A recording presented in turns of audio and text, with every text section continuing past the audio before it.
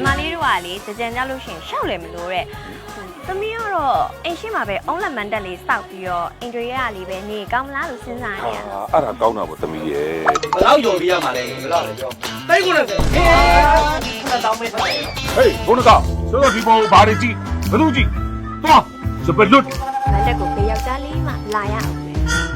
ဘယ်ယောက်ျားလေးမှမလား မင်းဘယ်လိုဒီကဆန်ရောက်ဟမ်ငါအိမ်ငါမင်းတို့လိုကလေးကချေတွေအတွက်တကားဖို့မထားဘူးပြန်ခု ကြည့်နေတာအဲ့ဒီကြီးရဲ့တံပီးကိုကျွန်တော်မရရအောင် ဘာသာ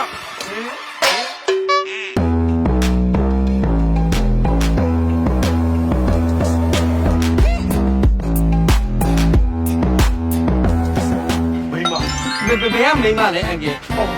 တတ်ပါအန်ကယ် ကိုမင်းမနဲ့မနဲ့အသက်ပဲ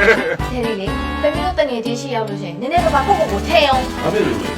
ကျွန်တော်ဖြစ်နေလို့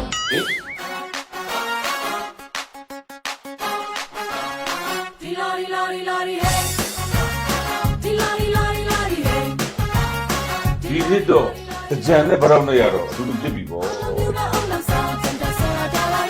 အန်တိတ်ဆိုတာမင်းတို့နားလဲအောင်ပြောလိုက်မယ်ဦးဘက်ကိုကွာ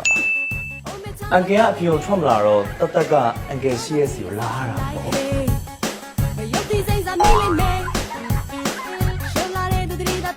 ဒီဒီကဆက်လို့ကြတယ်မဟုတ်တာဒီလိုမင်းနဲ့တူတဲ့မင်းတို့သွားချက်တာလေ တော့အိုးဘက်ကိုတဲ့ဟဲ့တကယ်ကအိုးဘက်ဒုက္ခကြီးဟာအဲ့ဒါ ဒီလိုမင်းနဲ့မတူလား